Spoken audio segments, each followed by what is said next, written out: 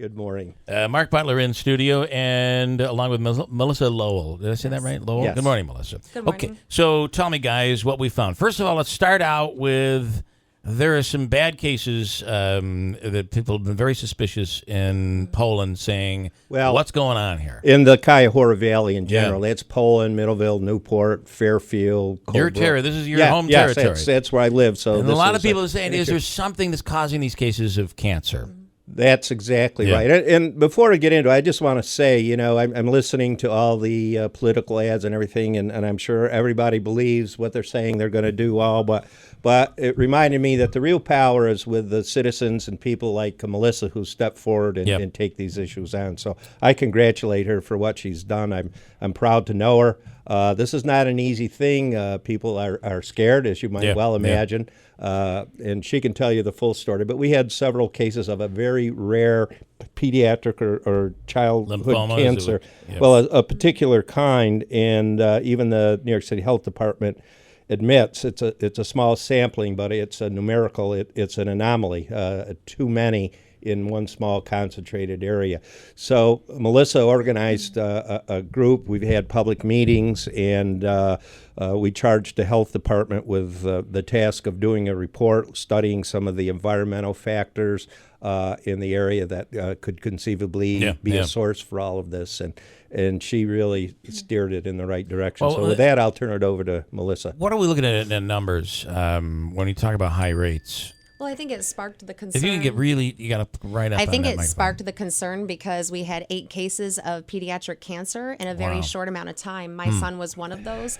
And as I started recognizing when Upstate Medical was telling us that what he had was very rare, and then I recognized that there were 2 cases that were similar in the same area, it concerned me. Yeah. And so when I spoke with the doctors, they said they really felt we should contact the New York State Health Department and say, this seems out of the ordinary. Please help us to interpret it. Yeah. So that's what we did, and that began in 2012, and here we are 4 years later, and it's taken this long for them to do another investigation, which they don't take lightly. They take about four of these cases per year that they'll actually do an investigation, and there has to be significant merit to it.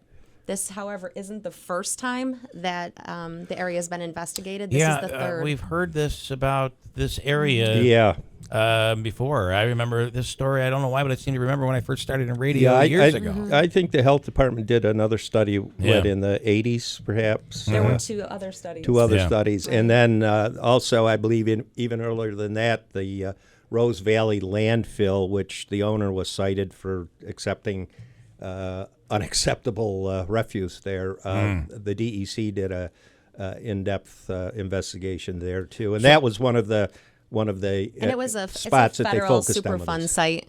Got it. What did they say? What did they come back? What results? They came back and said there's nothing. Well, they let us know in advance that basically what would happen is that there's no time machine. You can't go back in history. You can't see the moment of exposure. Right. So they did forewarn us when they accepted this to do the investigation that most likely the outcome would be nothing. You're looking at conditions right now versus what was going on back then.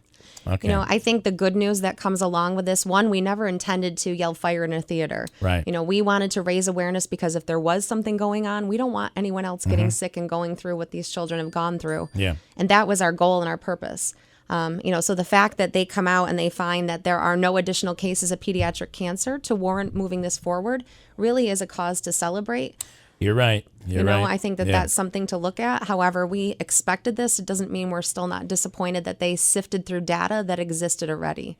This essentially was a 2-year investigation where they simply looked at what was already on paper. Do you have something in your mind? I mean, you went through this personally. I can't imagine.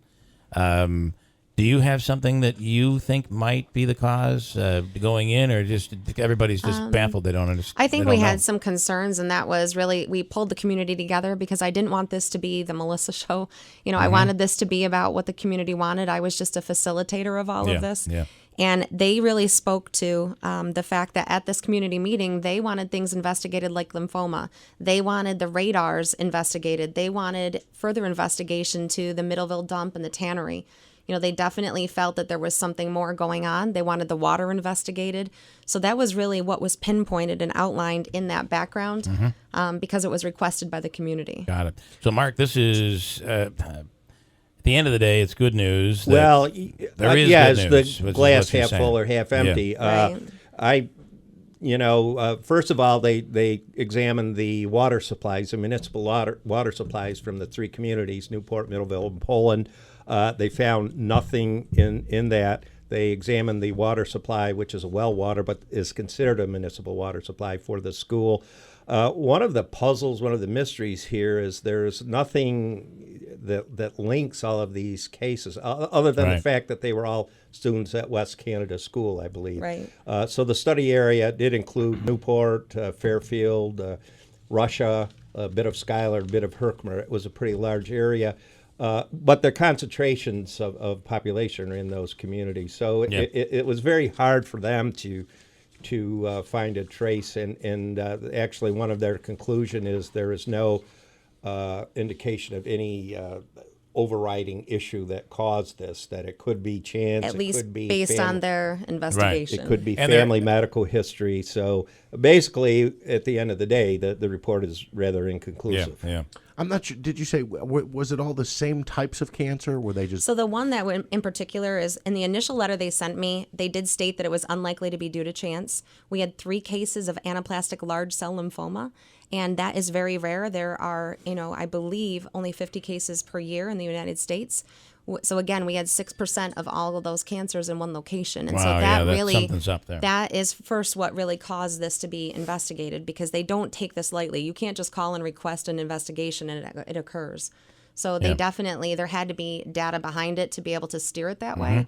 But in the end, you only have 3 cases of that. They couldn't find anything. It's not enough of a quantity. And what can you tell your story? What you went through personally?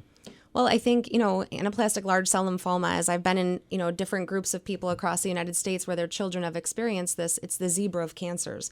It typically takes a very long time to get diagnosed simply because it mimics everything else. They thought we had pneumonia. We were sitting at the St. Luke's Hospital, and my child had a red mark here on his chest, and they actually thought we had punched him because he was having difficulty breathing. And what it was were the cancer tumors from the inside out were bruising him from his coughing. Wow. We didn't know that. We got to upstate, and they have a pediatric emergency room. They immediately knew what happened. They sent a SWAT team.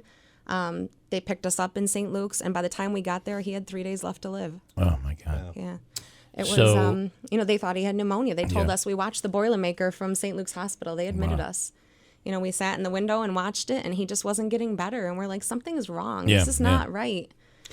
And you're carrying this on in hopes that you can prevent something like this from happening to anybody Exactly. else, Right. which is pretty amazing. One of the interesting things, Bill, that this report uncovered, the childhood cancers aside, they also found incidences of, I believe there were 8 women in the general Newport area that had a non-Hodgkin's lymphoma, Which ALCL is also. which is, again, statistically Right. significant. They said the doesn't normal make- it just- expectation would have been 3, and they found 8 cases. Now, again, they could be, they said some of them have medical history, family histories. So, again, but just another piece to the puzzle. It's hard to coincidence this away, right? It just seems so odd. For you, so this report comes back and says there's nothing. Yes, it's good news that people can rest assured it seems that their kids are safe today. Right, absolutely. But Well, I you think first and foremost, the municipal water supplies were cleared. I Well, think and that's also you had that important. issue at Poland too, right? With the water, lead, and they found it in the drinking fountains. You just don't know what could it have been the cause. But I'm assuming for you, the search will never stop. You No. are going to want. This you was have to one know. piece. This was a factor, and we knew what the results would be, so we're not shocked by it. We're a little disappointed because at no point did they ever come to my house or to go to any of the other homes where people that had children with cancer. They never looked at our wells or anything. So we would have had to have requested that through Herkimer County, so they could have had our data already to review it, because that's simply is- what they did. I think one of the flaws Yeah. we've identified. We Yeah. wished they did test some municipal water supplies, but not the private wells in Right. some of these Got people's homes, which I think would have been useful information. And so for you, what does this mean? I mean, are you'll continue the Absolutely. What's your next step here? I think we've combined groups with the Little Falls because they also have a very large quantity of people with cancer. Theirs tend to be more about adults, but we've joined forces and we are looking to just move it forward to see what else we can do. Like I said, this is only one piece of the puzzle. Yeah. But I think another piece of this is we wanted to follow up. The second piece is I still live in that area.